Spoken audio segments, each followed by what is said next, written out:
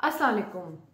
आप हमेशा मुझे सियासी तजज़िये करते हुए देखते हैं और मैं जो किताबों के ऊपर रिव्यू करती हूँ वो मैं लिखती हूँ, लेकिन फिर मैंने सोचा कि जब हम हैं ही मीडिया के लोग और कैमरे के सामने ही रहते हैं तो मैं किताबों के रिव्यू भी जो है ना वो कैमरे के सामने आके देने चाहिए।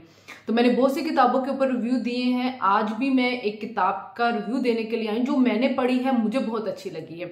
एक तो बुक कॉर्नर वालों को मैं बहुत ज़्यादा अप्रिशिएट करती हूँ कि वह अब जबकि इस दौर में किताब पढ़ना बहुत कम हो चुका, वो फिर भी आवाम को मजबूर करते हैं कि आप किताब खरीदें और किताब पढ़ें। और हमारे जैसे लोगों के लिए तो वो रहमत ही है कि जाहिर है वो किताबें छाप रहे हैं, नई नई किताबें आ रही हैं, हमें पढ़ने के लिए मिल रही है। उसके अलावा जो दूसरी दुनिया के हैं उनके साथ भी उन्होंने हमें जोड़ दिया, क्योंकि वो उनके तर्जुमे करवाते हैं और वो हमारे लिए उर्दू में जब उसको लेके आते हैं तो पढ़ने में बड़ी आसानी हो जाती है। फ्रांसीसी अदब हो, रूसी अदब हो, बड़े उनके शाहकार किस्म के जो नॉवेल हैं वो हमारे सामने आए हैं। वो कुछ मैंने पढ़े हैं, उनका भी मैं रिव्यू आपके सामने ज़रूर लेके आऊँगी। आज जिस किताब का मैं रिव्यू करने के लिए आई हूँ जी, ये है जी मोहम्मद हफीज़ खान का नॉवेल है जी हैदर गोड का बख्शन। तो हैदर गोड का जो बख्शन है ये मोहम्मद हफीज़ साहब का नॉवेल है। इनके इससे पहले जो दो नॉवेल थे मैंने उनका भी आपके सामने जो था वो रिव्यू दिया था, अनवासी का और करकनाथ का। तो मोहम्मद हफीज़ साहब जो हैं वो मुहक्किक हैं, मौरख हैं, नकाद, नावल निगार, अफसाना निगार, ड्रामा निगार, शायर, कॉलम नवीस और सहाफ़ी हैं।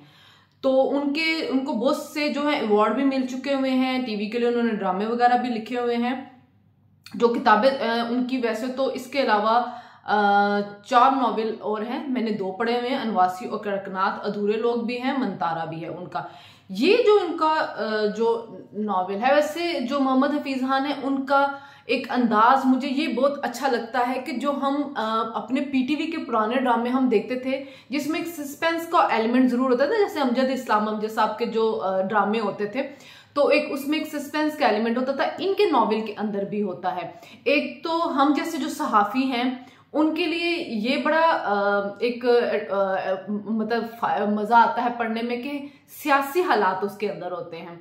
तो जब आप पढ़ रहे होते हैं तो आपको अपने माशरे के इर्द गिर्द की बहुत सी कहानियां जो हैं वो मिलती हैं, और जब हम उन किरदारों को देख रहे होते हैं तो बाज़ दफ़ा हमें लगता है कि जैसे राइटर ने ना एग्जेजरेट कर दिया है, नहीं ये कहाँ पे होता है, ये किस तरह होता है। लेकिन जब आप अपने इर्द गिर्द नज़र दोहराते हैं तो आपको नज़र आता है कि ये सब कुछ इस माशरे के अंदर मौजूद है और राइटर ने भी यहीं से स्टोरियाँ उठाई हैं।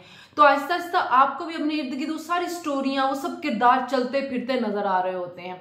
तो ये जो नॉवेल है ये हमारी जो अदलिया के अंदर क्या होता है, जो हमारे ऊपर के लेवल पे जो लोग हैं उनके मामलात कैसे चलते हैं और हमारे बार्स के वकला के मामलात कैसे चलते हैं, वो इसके अंदर लिखा गया हुआ है। जब आप पढ़ेंगे तो आपको भी फिर आहिस्ता आहिस्ता बहुत से वाकयात याद आने शुरू होंगे। आप कहेंगे हाँ ये इस टाइम पे हुआ था, ये वाकया इस टाइम पे हुआ था, तो वाकई बिल्कुल उन्होंने सही लिखा हुआ है। जाहिर है उनकी नज़र भी इसी माशरे के अंदर है, इसी माशरे से उन्होंने स्टोरियाँ उठाई हैं, वो बाहर से नहीं लेके आए हैं।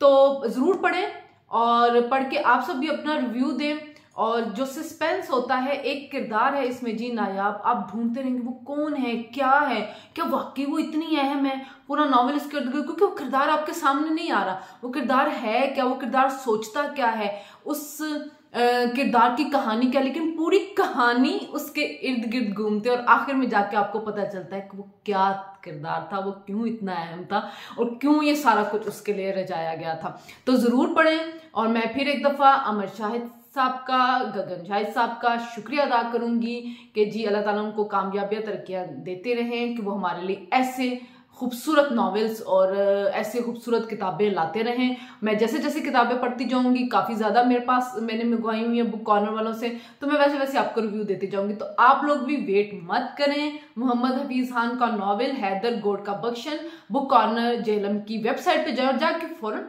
ऑर्डर करें।